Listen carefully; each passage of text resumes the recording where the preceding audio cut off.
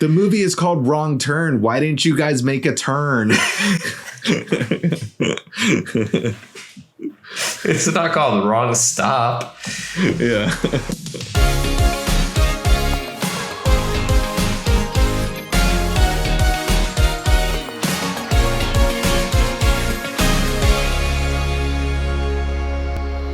Drive-by Movies here. You are watching Fresh Releases. My name is James. My name's Blaze.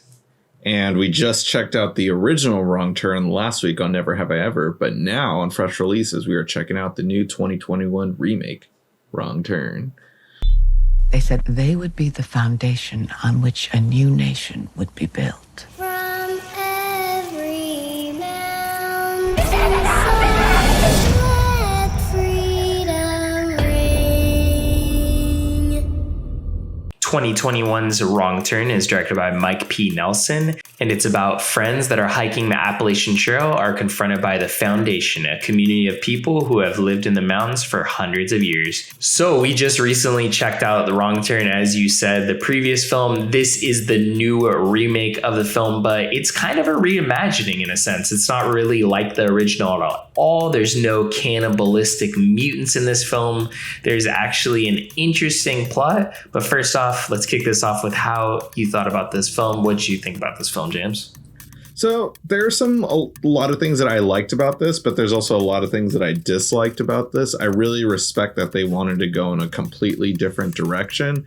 I'm sorry for all the fans that are upset about it. I can see why they'd be upset. One of the franchises I've grown up to love recently is Friday the 13th, and a lot of people say Sean Cunningham, the original director of the first one, he came back for the 9th one, which in my opinion is one of the worst ones, and that's the Jason Goes to Hell, and that was like a different reimagining for that one that a lot of people couldn't stand. They're just like, what is up with him? How dare he ruin this? And you can kind of say that kind of happens here, because all we brought back were just the original writers from the original film, and they came back for this one. But I respect in the direction they went. I did say last week on our Never Have I Ever episode that this is a movie that I feel like did need a remake. But again, though, this one kind of feels outdated, though. Like, it does a lot of modern techniques, but I can tell, honestly, in another decade, this is going to feel pretty cheap and outdated in a way. But overall, I thought it was a little bit more entertaining, a little bit better of a film. It wasn't as fun and campy as the original one. This one's definitely a lot more serious, but there are some great performances. It's held together pretty well, but there are a lot of stupid character decisions. But overall, I'd say it's a slight improvement, but not that much better, though. Yeah, definitely. I agree with that. I think Mike P. Nelson took a different approach to this. He took the indie filmmaking route as opposed to the cheesy, campy horror that the original Wrong Turn it was kind of embodying that kind of campy horror, but then at the same time, it was still going for this early 2000s, kind of similar to the Hills Have Eyes remake, where it's like a bit more grotesque with a kind of cannibalistic action and mutants that were in the film. But this is definitely a way more toned down, kind of more serious approach to this film, to this story. It's definitely takes some creative liberties from the original film and does different things with this. One of my favorite things about this movie was seeing Bill Sage in this film. I thought he did an absolutely great job. One of the films I first originally saw him in was We Are What We Are. It's a cannibal movie, funny enough. This film is not a cannibal movie, though. But he did a great job. I thought he was really interesting. He's the cult leader of the Foundation, and he gives a great performance, very akin to his performance in We Are What We Are. Yeah, I'd definitely say he was the standout part of this movie. And We Are What We Are, I think, is one of the better modern movies we've seen in the last decade for the horror genre. Like, granted, that movie wasn't necessarily scary, but I really loved the performances in that movie and some of the twists and turns, and he really helped keep that movie together. And I definitely can see why they brought him into this movie. Like it doesn't go in that same direction, because this one kind of avoids cannibals overall. There's like one scene where it's like probably just an homage overall. Going back to like some of the gripes I had, this movie is very long. It's about 110 minutes, just shy of 2 hours. and it feels like it just feels overly long. Like there's a lot of scenes that are dragged out. Like it gets to the good action sequences pretty quickly, but pacing wise, like Matthew Modine really stood out. He was fantastic in this movie. Haven't seen him in a lot of movies. Of course, I know he's mainly known for Full Metal Jacket, but he's also, I remember seeing him in The Dark Knight Rises, great in that movie. But here though, I liked his character arc overall, but the fact that he's kind of introduced at the movie and then we go back 6 weeks earlier, I didn't need that. They should just brought him in kind of like a little bit more towards the halfway point, but it just feels like a whole different plot. Like it already felt like the climax of the movie by the time he came in, but no, the movie's only halfway over by the time he comes in and stuff. So there's still a long journey and it just really drags and stuff. And then also there's like kind of like 3 endings. There's like a fake out ending and stuff. Like don't want to get into too much into spoilers, but like, yeah, there's just a lot of build up and like you think it's over, but no, there's still another 15 minutes left to go. And yeah, I really enjoyed Matthew Modine's performance, but I have to agree with you. I do think that just having his story kind of be the kind of bench and like bookmark of the film almost like slowed it down to where he's in the beginning, but he's not, because we go back in time in a way to 6 weeks earlier, and then he comes back and then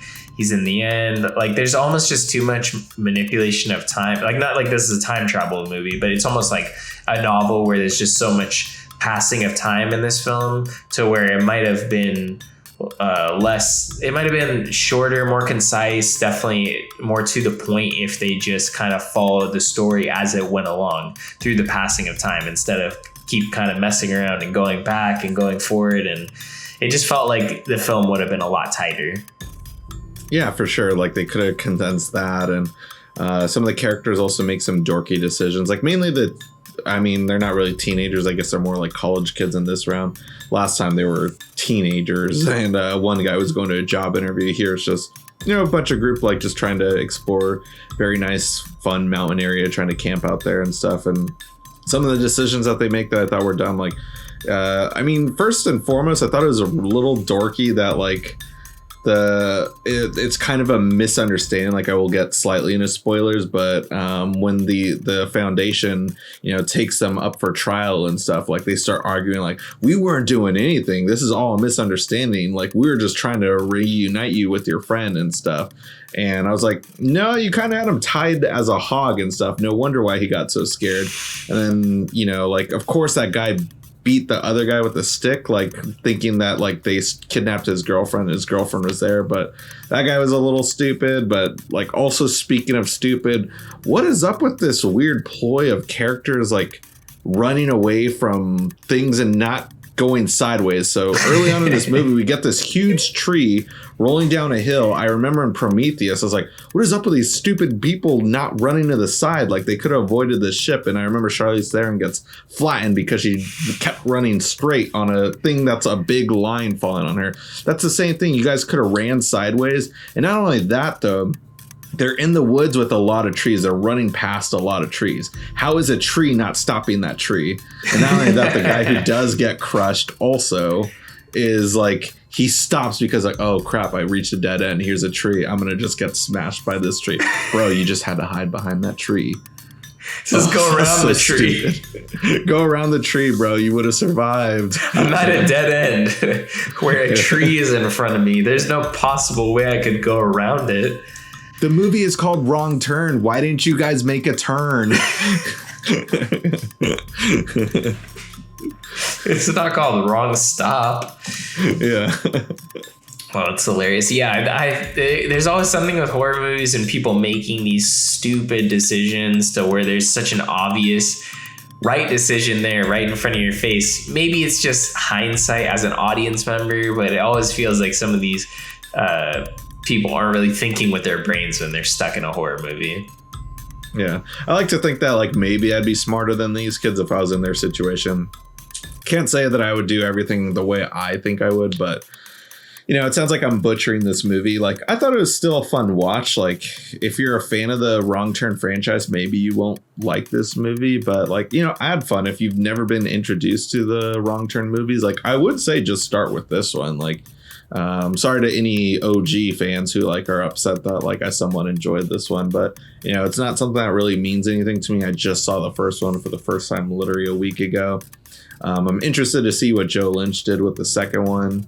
And as I said, I love the campier Friday the 13th movies. I like where it gets like worse and worse. So maybe the Wrong Turn franchise is meant for me, but you know, this one I thought was still just like a tad better, and I'd recommend checking out for horror fans. But if you're not that into horror films or not even that into the Wrong Turn franchise, like, you know, it might not be for you, I'd say. Yeah, I agree. I think if you're into horror movies, you saw the original Wrong Turn, or you just like kind of indie horror, this might be along your lines of things you might enjoy.